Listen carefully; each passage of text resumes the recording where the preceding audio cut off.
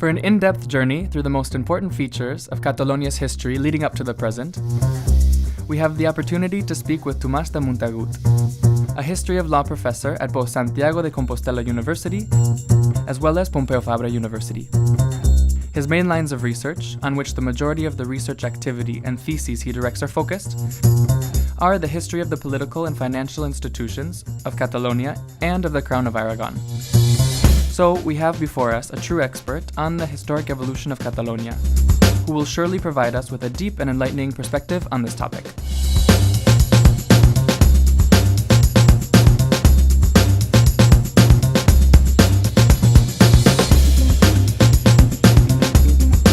A la Catedral de Barcelona, al portal de Sant Iu,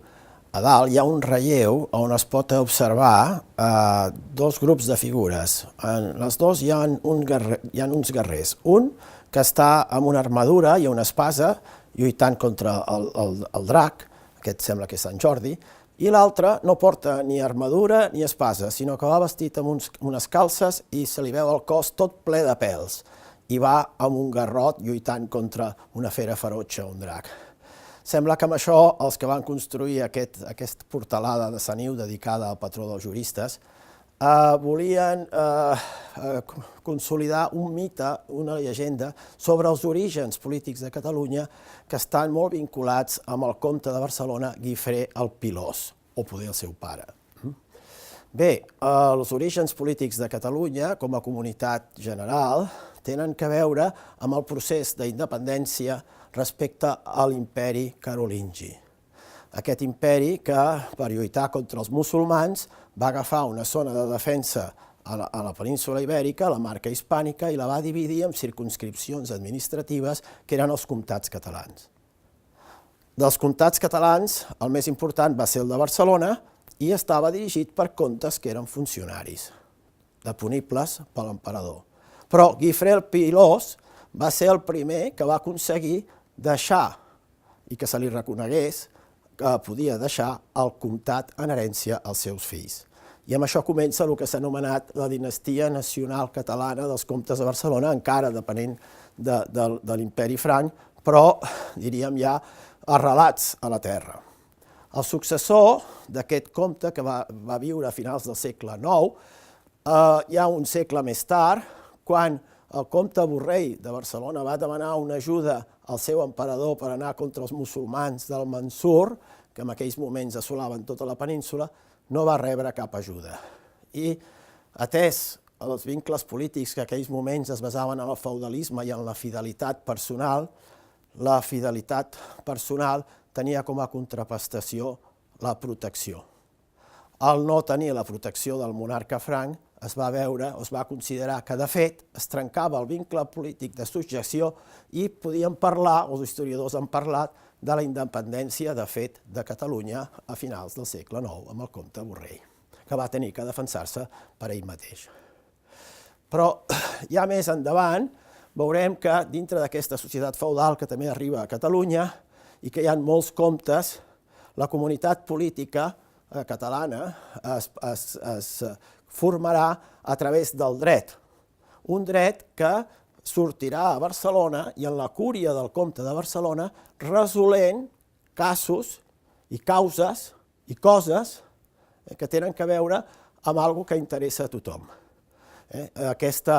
Aquests usos més usats en la cúria del comte de Barcelona seran els usatges de Barcelona, el primer dret general que s'estendrà sobre tot el territori, a través d'un procés històric que es anirà construint a través de vincles de fidelitat i d'homenatge, de pactes feudals entre el comte de Barcelona i els altres comtes i vescomtes i senyors feudals de Catalunya, que d'aquesta manera es construiran una piràmide feudal al vèrtex de la qual hi haurà el comte de Barcelona. Per això veurem que en aquests usatges, ja en el segle XII, quan comencen a aparèixer per escrit, ja es rebran algunes idees de les doctrines polítiques europees del moment que es produeixen a Bolònia per assenyalar que el comte de Barcelona és el primer dels comtes catalans. I aquesta figura jurídica es va introduir en els usatges amb el nom de Principat i de Príncep. Per això Catalunya serà un principat i no serà un regne.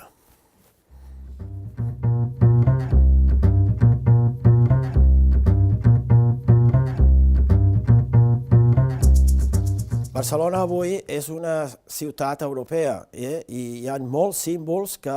ens donen testimoni de la seva pertanyença a la Unió Europea, com la bandera, per exemple. Però és que això no ha estat només avui en dia, sinó que ja tenim, des de l'època medieval, una clara notícia de la pertinença de Catalunya al món europeu i també al món més concretament de la cultura jurídica i política europea. Això té a veure amb la forma de superar aquesta societat feudal de l'alta edat mitjana a Europa, que s'havia caracteritzat per la crisi del poder públic i per uns sistemes d'autotutela que feia que existís una poliarquia en què cada senyor feudal, cada municipi, podia imposar la seva en els seus ciutadans o en els seus serfs. Per superar això va produir-se un renaixement del poder públic que es va institucionalitzar a través del dret i per això va sorgir a Bolonya una nova facultat de dret que va agafar com a textos, diríem, de referència, com a model polític de poder públic, el de la monarquia absoluta cesaropapista de Justinià, l'emperador de Constantinoble del segle VI, i els seus llibres que seran coneguts a l'època medieval com el Corpus Juris Civilis, el cos del dret civil de les ciutats, perquè les ciutats seran fonamentals a partir d'aquell moment pel renaixement del poder públic i per la formació d'una nova classe social dirigent, a banda dels nobles i eclesiàstics, que estarà destinada en el futur a fer la revolució burgesa en l'època moderna, la burgesia de les ciutats. I aquestes ciutats necessitaven un dret ciutadà, un dret civil. Bé, la doctrina que van elaborar els juristes a Bolonya sobre el poder públic es va concretar en la figura jurídica de la jurisdictio. La jurisdictio era la potestat pública que, tenint una unitat de poder, admetia una diversitat i una participació en les funcions legislatives, judicials, governatives i gracioses. I també admetia molts graus, de manera que podíem parlar d'una jurisdicció universal de la comunitat europea cristiana, representada pel poder públic de l'Església i de l'Imperi, una jurisdicció general o potestat pública representada per les monarquies, entre cometes, nacionals, que seran de caràcter monista o dualista, ja ho veurem, en funció de qui representa aquesta comunitat general, i després una potestat pública o jurisdicció especial d'àmbit local pels municipis i els senyorius o d'àmbit personal per les altres corporacions de dret públic de tipus professional, com els consolats de mar, com els gremis o com les mateixes universitats.